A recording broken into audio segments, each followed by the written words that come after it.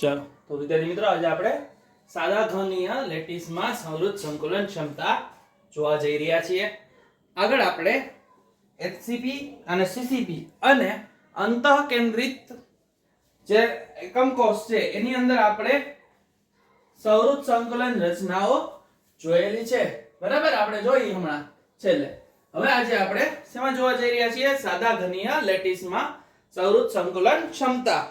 ચાલો જોઈએ એની અંદર શું છે. તો પહેલા આપણે એના માટે એક સમઘન બનાવશું. ચાલો એનો સમઘન જોઈએ.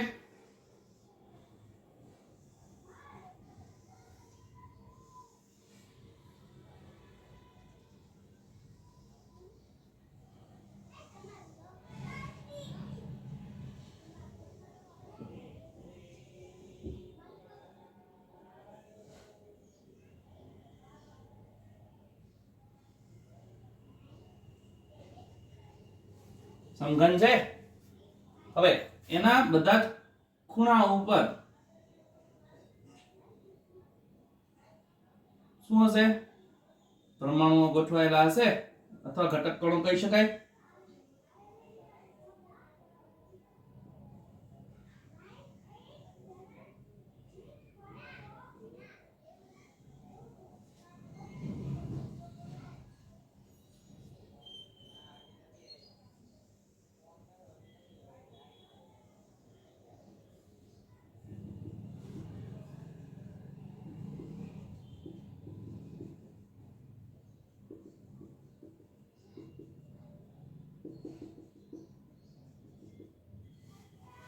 આવી રીતે ગોઠવાયેલા હશે.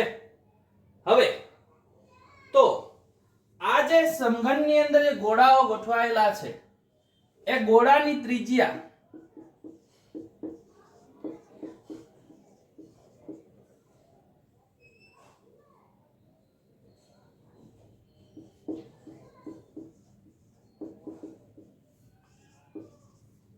r છે, જ્યારે ધારની લંબાઈ કેટલી છે? a. તો a બરાબર 2r. બંને સરખા છે એવું આપણે સમજી લઈએ. તો a ઘન બરાબર 8r ઘન થાય. બરાબર છે. અને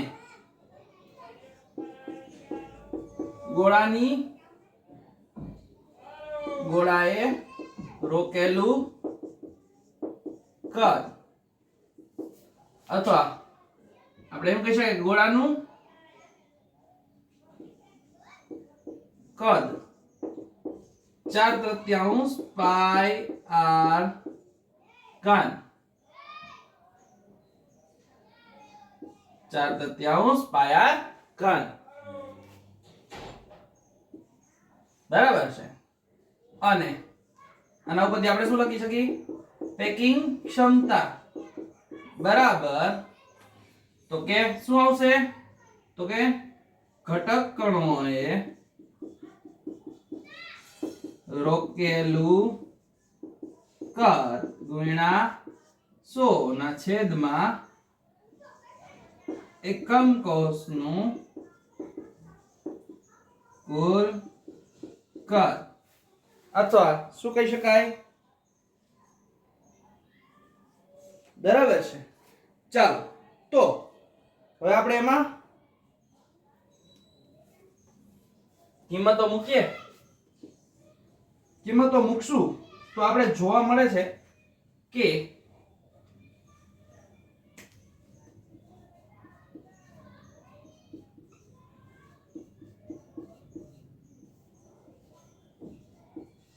આવું મળશે.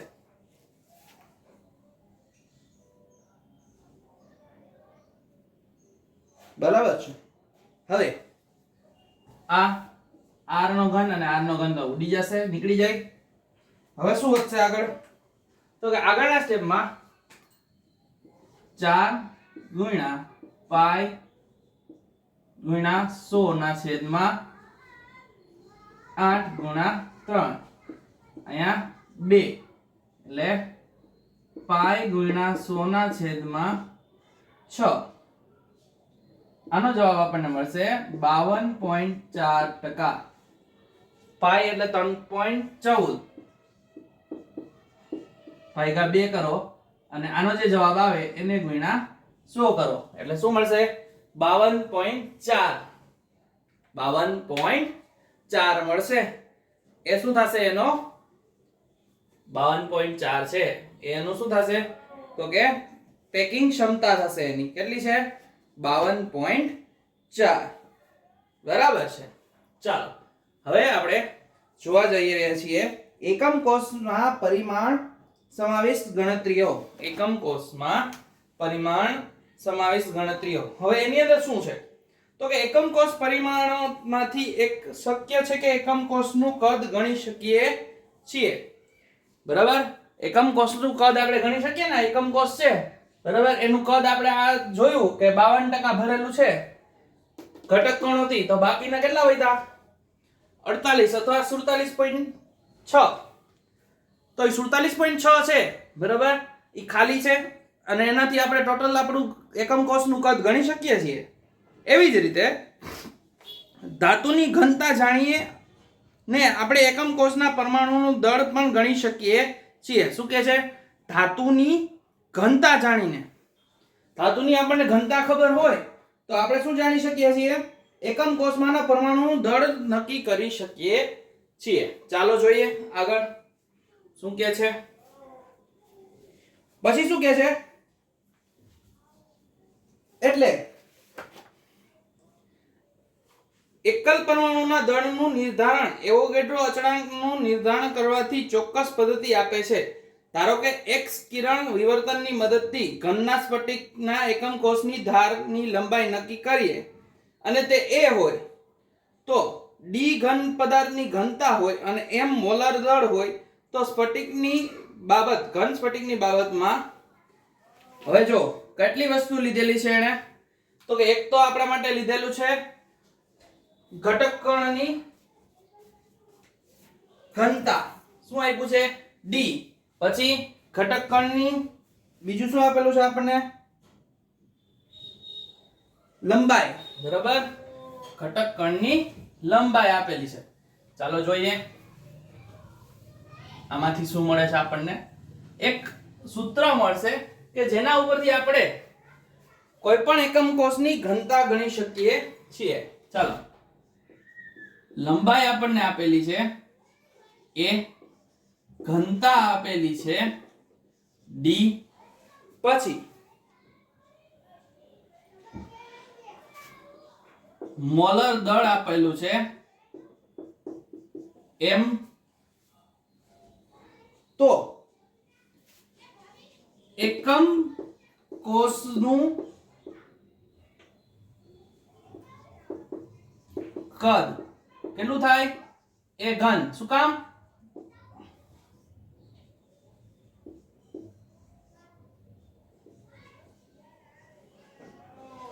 ત્રિપરિમાણમાં છે ને અને આમ પરિમાણમાં ગોઠવીએ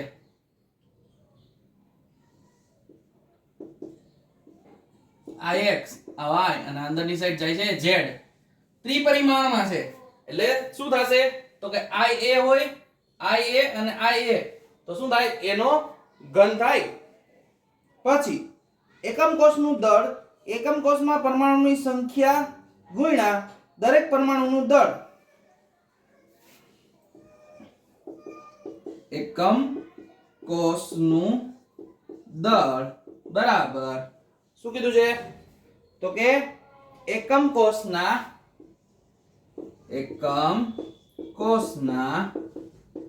પરમાણુની સંખ્યા ગુણ્યા પરમાણુનું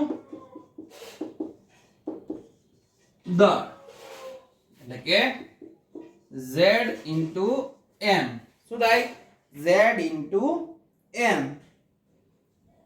પણ હવે આપણે એને એવોગેડ્રો નંબરથી અથવા આપણે અહીંયા વાત કરી હતી મોલર દળની. તો મોલર દળ શું છે તો કે m બરાબર કેપિટલ M ના છેદમાં આપણે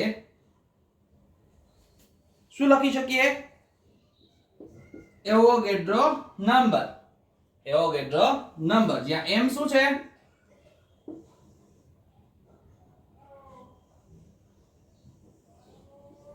મોલાર દળ. શું છે? મોલાર દળ. બરાબર છે.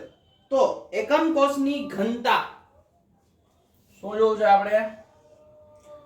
એકમ કોષની ઘનતા બરાબર શું આપેલું છે? તો કે એકમ કોષનું દળ ના છેદમાં એકમ કોષનું કદ. એકમ કોષનું દળ ના છેદમાં એકમ કોષનું કદ.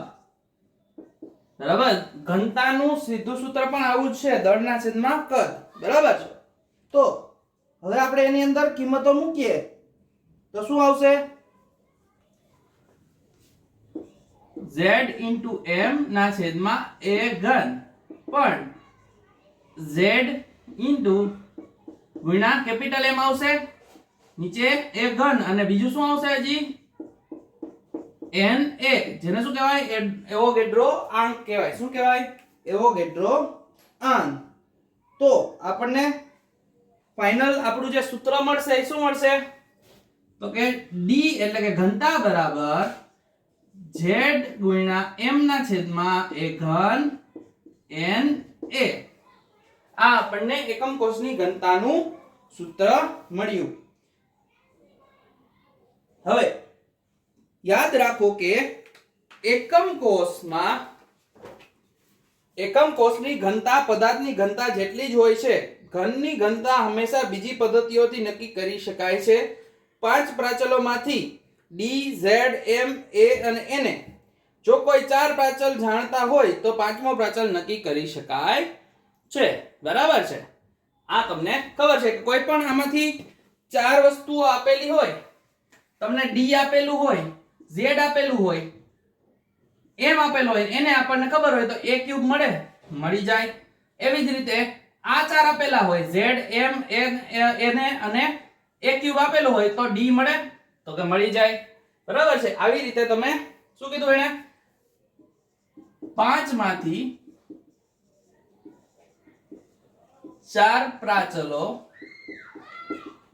જાણતા હોય તો પાંચમો પ્રાચલ મળી શકે છે. બરાબર છે. તો આ સૂત્ર આપણે યાદ રાખશું. હવે આના ઉપરથી આપણે થોડાક એના ઉદાહરણો જોશું, એટલે કે ઉદાહરણ તરીકે આપણે એના દાખલાઓ જોશું. બરાબર છે. ચાલો તો આપણે ઘનતા અને આપણે જે સૂત્ર બનાવ્યું D એટલે કે ઘનતા બરાબર z ગુણ્યા m ના છેદમાં a ઘન ના ગુણાકારમાં એવોગેડ્રો આંક. આ સૂત્ર ઉપરથી આપણે થોડા કોયડા સમજવાના છે. એમાં કોયડા નંબર 1.3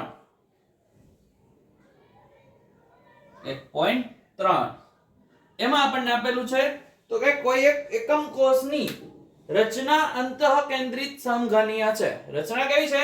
અંતઃકેન્દ્રિત સમઘનીય. અને કોષની જે ધાર છે, બરાબર, કોષ એટલે એકમ કોષ હોય,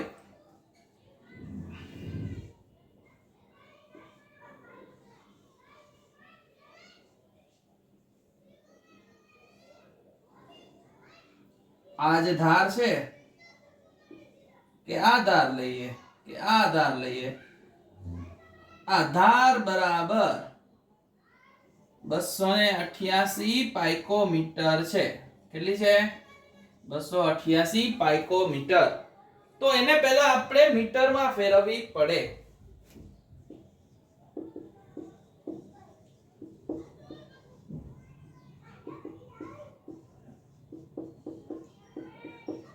દસ ની માઇનસ 12 ઘાત કેટલી થશે?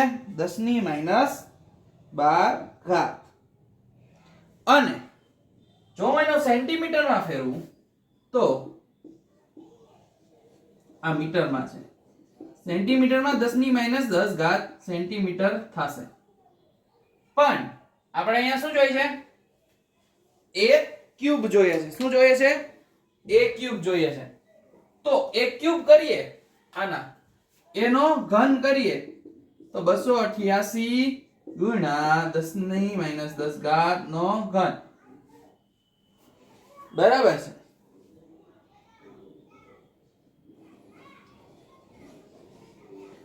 તો એનો ઘન થશે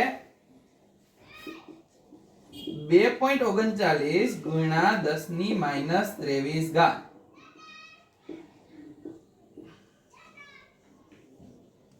આ આપણને એક ઘન મળી ગયો. હવે આપણી પાસે તત્વની ઘનતા એટલે કે d આપેલો છે. કોષની ધાર a આપેલી હતી, d આપેલો છે, તો તત્વનું m આપેલો છે 208 ગ્રામ. જો દળ અને ઘનતા આપેલું હોય તો કદ મળી જાય. બરાબર છે. ચાલો તો તત્વના 208 ગ્રામ નું કદ આપણે પહેલા ગોતીએ. શું ગોતવાનું છે? તત્વનું 208 ગ્રામ નું કદ.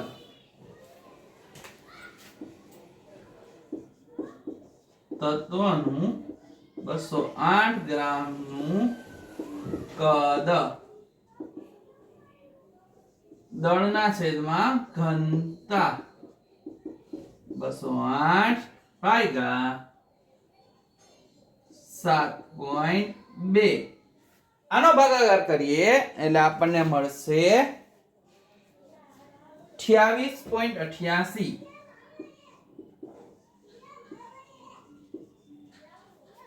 સેન્ટીમીટર નો ઘન. તો આ આપણને તત્વનું શું મળ્યું? કદ મળ્યું. શું મળ્યું? કદ. હવે આપણે શું ગોતવાની છે? આ કદમાં એકમ કોષની સંખ્યા. ચાલો જોઈએ. તો સંખ્યા કઈ રીતે મળે? તો સંખ્યા માટે આપણે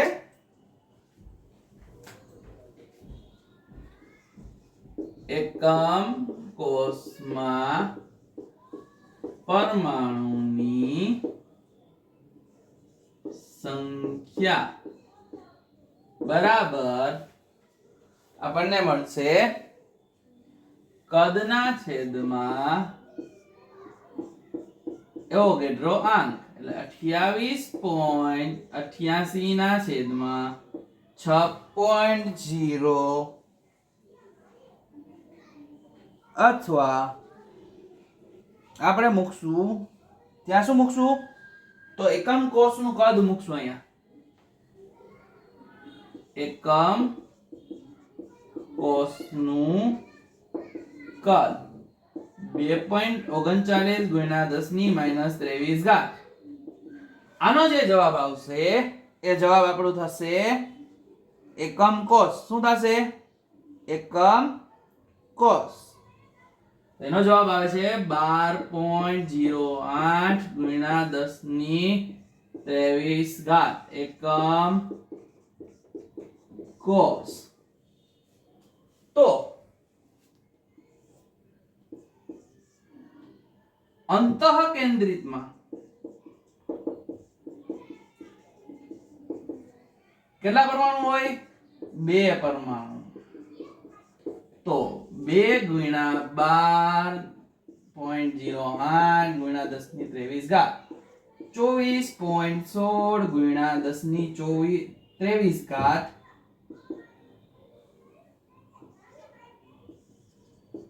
પરમાણુ હશે. આની અંદર કેટલા પરમાણુ હશે?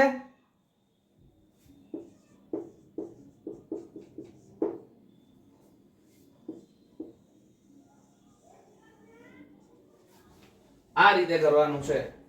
જો આપણને શું આપેલું છે, આપણે શું ગોતવાનું છે, કઈ રીતે ગોતશું સમજી લઈએ. ફરીથી એકવાર સમજવા જઈ રહ્યા છીએ.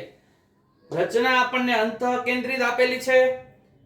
એ આપણને એટલે કોષની ધાર આપણને આપેલી છે 288 પાઇકોમીટર. ઘનતા આપેલી છે 7.2 ગ્રામ પર સેન્ટીમીટર ઘન અને એમ આપેલું છે તત્વના 208 ગ્રામમાં કેટલા પરમાણુ, એટલે આપણને એમ આપેલું છે 208 ગ્રામ, પણ આપણે ગોતવાનું શું છે તો કે તત્વના 208 ગ્રામમાં કેટલા પરમાણુ હશે. ચાલો, એ આપણને આપેલું છે 288 પાઇકોમીટર, એટલે આપણે એને પહેલા શા ફેરવા મીટરમાં અને સેન્ટીમીટરમાં, પછી એનો શું કર્યો આપણે ઘન કર્યો, એટલે ઘન શું મળ્યો આપણને 2.39 ગુણ્યા 10 ની -23 ઘાત, આ એનો ઘન મળ્યો, એ ઘન. હવે તત્વનું આપણે શું ગોતવું છે, પહેલા કદ ગોતવું પડે ને, કારણ કે જો આપણને કદ મળે તો એની અંદર એકમ કોષ મળે અને એકમ કોષ ઉપરથી એના પરમાણુ મળે. તો પહેલા એનું કદ ગોતીએ, તો કદ કેમ મળે, દળના છેદમાં ઘનતા. તો દળ કેટલું આપ્યું હતું 208 અને ઘનતા આપી હતી 7.2, એનો જવાબ આપ્યો આપણને 28.88 સેન્ટીમીટર ઘન. હવે એકમ કોષના પરમાણુની સંખ્યા, પણ ન્યા પરમાણુની સંખ્યા આવશે નહીં, ન્યા શું આવશે, એકમ કોષની સંખ્યા આવશે. શું આવશે, એકમ કોષની સંખ્યા બરાબર કદના છેદમાં એકમ કોષનું કદ. તો આપણને પેલું જે કદ મળ્યું હતું બરાબર એ શું હતું 28.88 આ રહ્યું, અને એકમ કોષનું કદ કેટલું મળ્યું 2.39 ગુણ્યા 10 ની -23 ઘાત, તો આ મળ્યું આપણને 12.08 ગુણ્યા 10 ની 23 ઘાત એકમ કોષ. તો અંતઃકેન્દ્રિતમાં કેટલા પરમાણુ હોય, 2 પરમાણુ હોય. કઈ રીતે, જો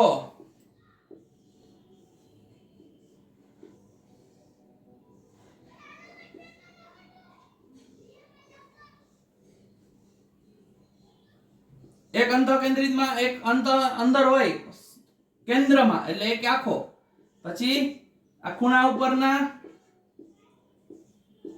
પણ ઈ ખૂણા ઉપરના હતા એને કેટલા ભાગ થતા હતા 8, અને આ કેન્દ્રનો 1, એટલે આ 1 અને આ 1 1 + 1 = 2, કે ટોટલ કેટલા પરમાણુ થતા હતા અંદર અંતઃકેન્દ્રિતમાં 2. શું કામ 8, તો કે આ કોઈ પણ એક હોય એના કેટલા ભાગ થતા હતા 8 ભાગ થાય. કેટલા ભાગ થાય 8 ભાગ, એટલે આપણને આમાં કેટલા પરમાણુ મળે 2. તો આને કેટલા પરમાણુ હશે, એક અંતઃકેન્દ્રિત આપણે એકમ કોષમાં 2 પરમાણુ હોય, તો 12 ગુણ્યા 12.08 ગુણ્યા 10 ની 23 ઘાતમાં કેટલા હોય, તો કે 24.16 ગુણ્યા 10 ની 23 ઘાત પરમાણુ હોય. બરાબર છે, આ છે કોયડા નંબર 1.3. ચાલો એના પછી જોઈએ.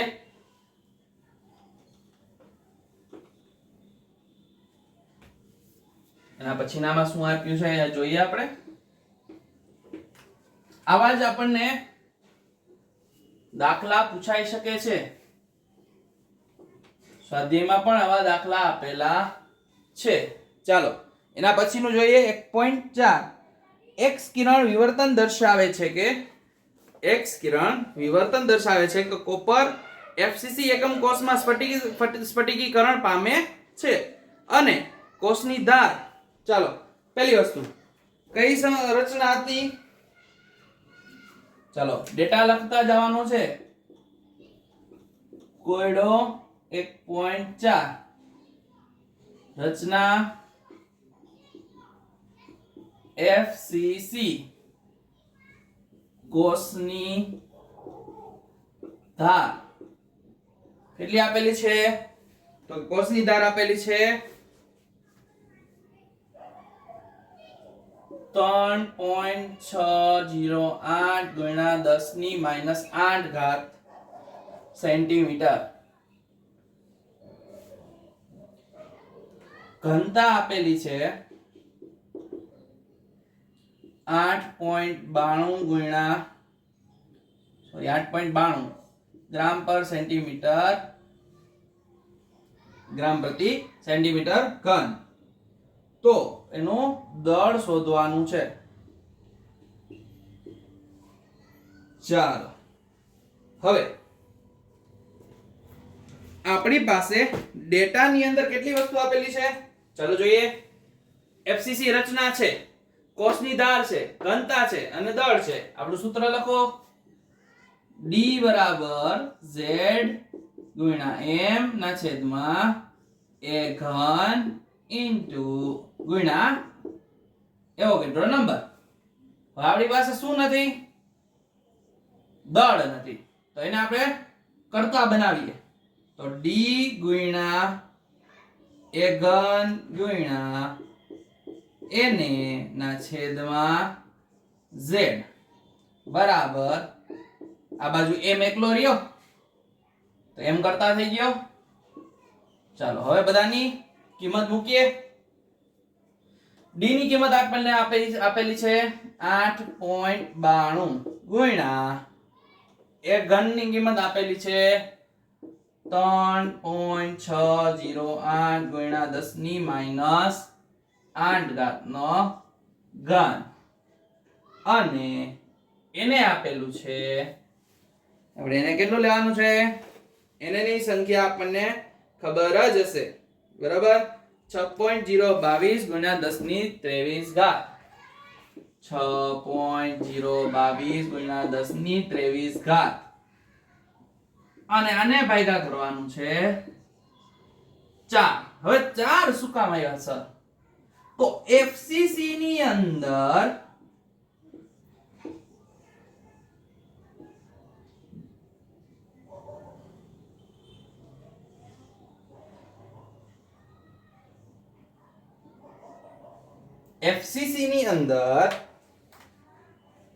સર 8 તો હશે જ, પછી અડધું એક અહીંયા એક અહીંયા એક આ બાજુની દિવાલે એક અહીંયા એક અહીંયા અને એક અહીંયા, એટલે બધી દિવાલ ઉપર પણ હશે. દિવાલ ઉપર કઈ રીતે હોય? તો કે આ દિવાલ હોય સર બરાબર, તો ગોળો આવી રીતે અડધો ઉપર અને અડધો નીચે, એટલે એક એકમ કોષની અંદર અડધો ગોળો અહીંથી અડધો અહીંયા અડધો અહીંયા અડધો અહીંયા અડધો અહીંયા અડધો અહીંયા, ટોટલ કેટલા થાય? 4 દિવાલના 4 અને ઉપર નીચેના 2 6, એટલે કેટલા થાય? તો કે 6 ગુણ્યા 1/2 અને ઓલા ખૂણાવાળા છે ઈ 8 ગુણ્યા 1/8, એટલે આ થાય 1 અને આ થાય 3. ટોટલ કેટલા પરમાણુ થયા?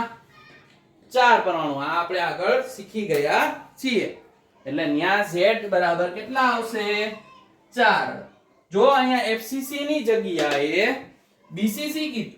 BCC કીધું હોય તો BCC માં કેટલા આવે? 2. કેટલા આવે? 2. બરાબર છે. આ યાદ રાખવાનું, કદાચ કોઈ આવી રીતે ફેરવીને પૂછે તો. ચાલો હવે આનો જવાબ શું આવશે? તો એની આપણે ગણતરી કરીએ એટલે આપણને એનો જવાબ મળશે 63.1 ગ્રામ. કેટલો મળે? 63.1 ગ્રામ.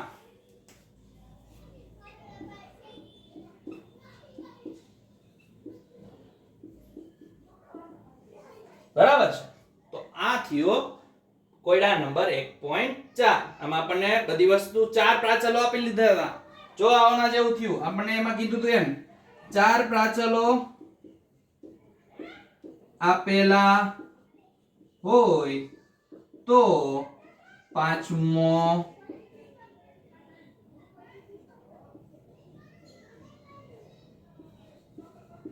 મળે. શું થાય? પાંચમો મળે. બરાબર છે. તો આ થયો કોયડા નંબર 1.4. બરાબર છે. ચાલો એના પછી જોઈએ, આપણને આપેલું છે કોયડા નંબર 1.5. સિલ્વર સીપીપી લેટિસ રચે છે. ચાલો હવે આપણે એમને રાખીએ, આમાં શું ફરે છે જોઈએ. ચાલો આપણને આપેલું છે સિલ્વર, રચના કઈ આપેલી છે? CCP. પછી કોષની ધાર શું, એકમ કોષની ધાર શું આપેલી છે?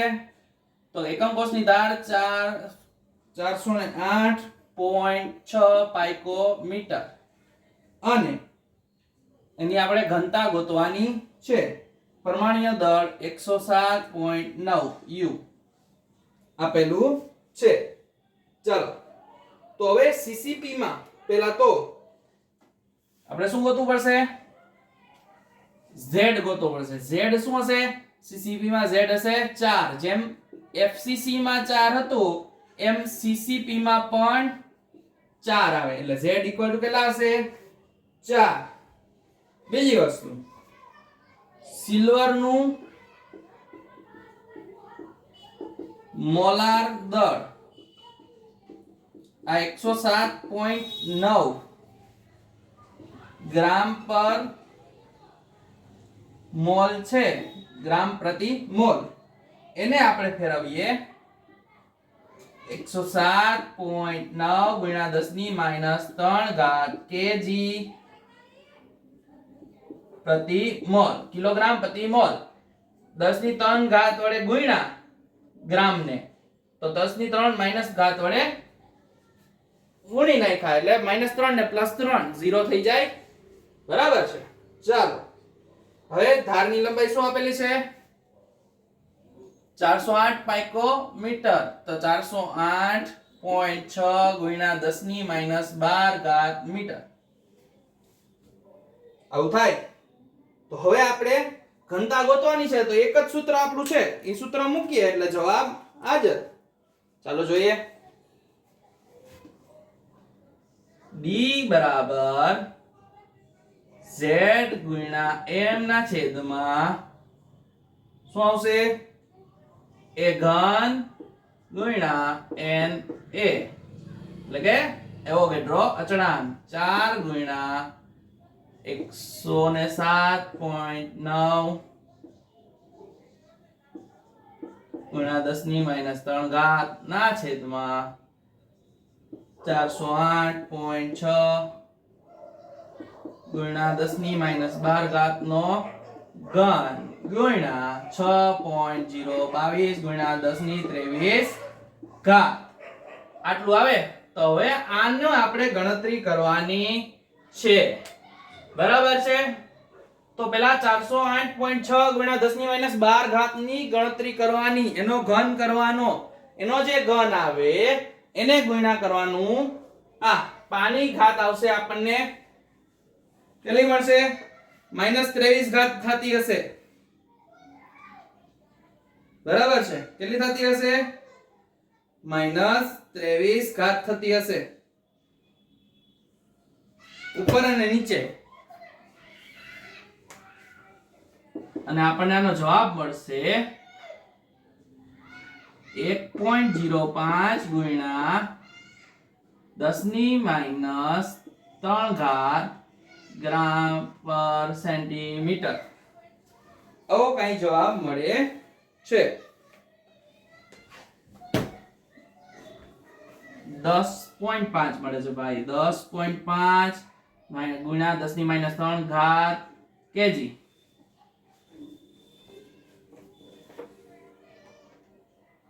-3 પણ નહીં, +3 મળે છે. કેવી મળે છે? +3.